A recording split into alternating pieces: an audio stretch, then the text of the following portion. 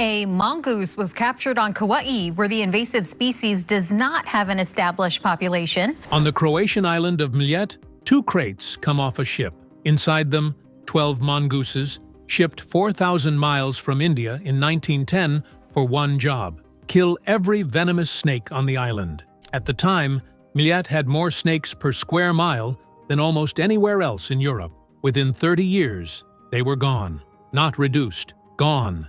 And the animal that did it is still here today, still hunting, a full century after the snakes it was sent to kill stopped existing at all. Complete, lasting eradication of a native species across an entire island almost never happens. Most attempts fail, stall out, or thin the population without ever finishing the job. This one didn't stall, and not because of skilled hunters, and not because of decades of careful conservation. It happened because of a decision made in a government office 1,000 miles away, by men who, according to the island's own historical record, weren't only trying to save anyone at all. To understand why an empire would go to that much trouble over a snake, we have to look at exactly what kind of snake was living on Mljet, and just how bad the problem had actually gotten. The horned viper, Vipera ammodytes, widely regarded as the most dangerous snake in Europe, identifiable by the small horn-like scale above its nose, and capable of a bite that can be fatal without treatment. For generations, Mljet had more of them than almost anywhere on the continent. Farmers avoided certain fields entirely. Livestock died in the pastures. Locals told stories about which paths were safe to walk after dark, and which weren't, no matter the season, no matter how many times you'd walked them before. By the early 20th century, the island's reputation had crystallized into a single grim nickname that appeared in travel writing of the era, repeated by sailors and merchants passing along the Dalmatian coast: the Island of Snakes. It wasn't a metaphor. It was a practical warning, the kind you'd hear before you ever set foot on the ferry. This island had been synonymous with danger for 2,000 years, not just decades. Ancient writers identified this stretch of the Adriatic with Homer's Ogygia, the island where Odysseus was said to have been held for years by the nymph Calypso, unable to leave no matter how badly he wanted to. Centuries later, early Christian tradition placed the Apostle Paul's shipwreck here too, citing a biblical account of survivors encountering a viper on the beach where they came ashore. For 2,000 years, this island's story was about surviving something legendary. Then, in 1910, a handful of bureaucrats in Vienna decided to simply delete it. Mljet sat under Austro-Hungarian administration at the time, and the empire had a problem it wanted solved. So why does a story about killing snakes lead straight into monasteries and tourism? Because the official record, held in the Croatian state archives, describes the mongoose introduction not as an isolated public safety measure, but as one piece of a much larger ambition. Vienna's Ministry of Agriculture was pursuing a broader plan to turn Mljet into a protected nature park and biological station, and at the same time to fund the reconstruction of the old monastery of St. Mary, sitting on an islet in the middle of the lake. The island sat close to Dubrovnik, which by 1910 was already becoming Dalmatia's premier tourist destination, drawing wealthy travelers from across the continent. A viper-infested island right next door was a liability nobody wanted associated with the region, while a cleared, protected, monastery-restored island was an asset that could justify years of investment. So the snakes weren't only a danger to be removed for the sake of the people living there, they were an obstacle standing between an empire and a tourism investment it had already decided to make. Who actually had to make that happen on the ground? Thousands of miles from Vienna's offices? The man tasked with solving the problem was Karl Najedli, a senior forestry inspector who had never handled anything remotely like this before. His job wasn't to debate the ethics of the plan or weigh what an unfamiliar predator might do to an island ecosystem nobody had studied in that kind of detail. It was logistics, plain and simple. Find an animal that could survive a multi-week sea crossing, adapt to a Mediterranean climate it had never encountered, and do exactly what the ministry needed it to do, nothing more. The animal chosen was the small Indian mongoose, sourced from India for one reason: it could take down venomous prey many times its own size. 12 of them were purchased, loaded onto a ship bound for the Adriatic, thousands of miles from anywhere they'd ever known. Trieste first, then down the coast to Korčula, arriving July 13, 1910. Najedli took personal responsibility from there, and he didn't rush the last step.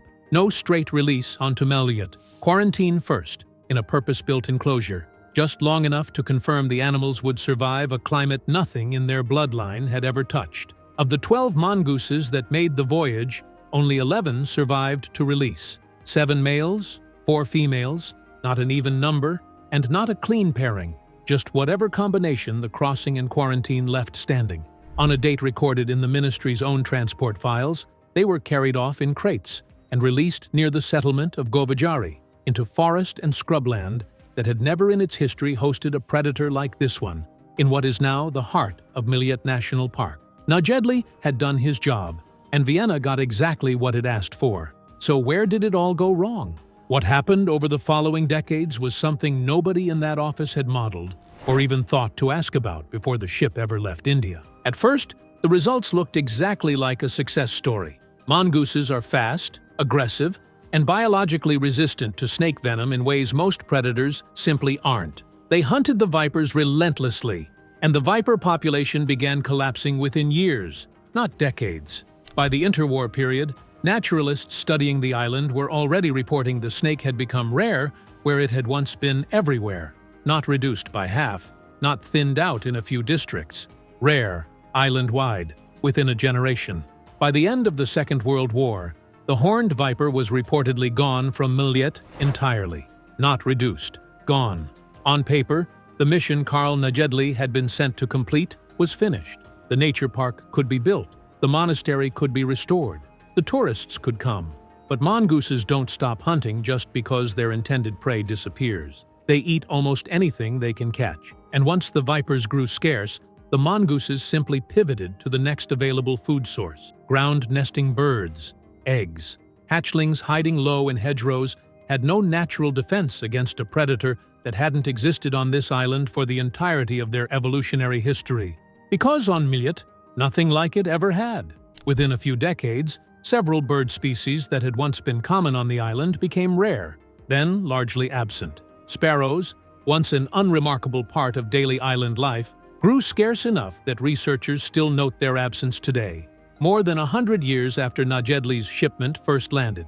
Then the mongooses came for the farms. Poultry, unprotected in yards and coops, turned out to be even easier prey than the wild birds already vanishing, since a mongoose doesn't need to outhunt a hawk when a chicken coop sits undefended every single night, door unlatched, nobody watching. Vineyards and orchards took damage too, as the mongooses foraged through cultivated land looking for anything edible, digging through soil and root systems along the way. What had been introduced as a targeted solution to one very specific problem had become a permanent, unmanageable resident of the entire island's ecosystem, farms included, with generations of islanders inheriting a problem their grandparents' government had created on purpose. So Mljet tried to undo what it had done. Decades after Najedli's original mission was declared complete, bounties were offered for captured mongooses, an attempt to get locals directly involved in controlling the population one animal at a time. Cash paid per carcass brought in. It worked for a while, in the way any bounty program works for a while. When the payments stopped, so did the hunting, and the population climbed right back. Another idea followed, introducing wild boar to the island, in the hope that boar rooting through the undergrowth would disturb mongoose burrows and suppress their numbers indirectly, without anyone having to hunt a single one. Neither approach solved anything.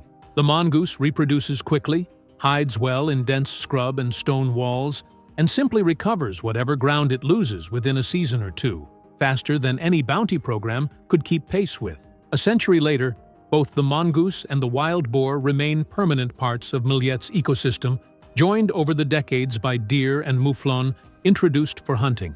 The island that eliminated one invasive threat now quietly manages several more it can't remove either. And here is the detail that makes this story different from every other version you might have heard about islands and invasive predators. The mongoose that finished the job is still here, still hunting, and the legendary threat it replaced has never come back. Today, Mljet is a national park, protected since 1960, and one of the most peaceful stretches of coastline in the entire Adriatic.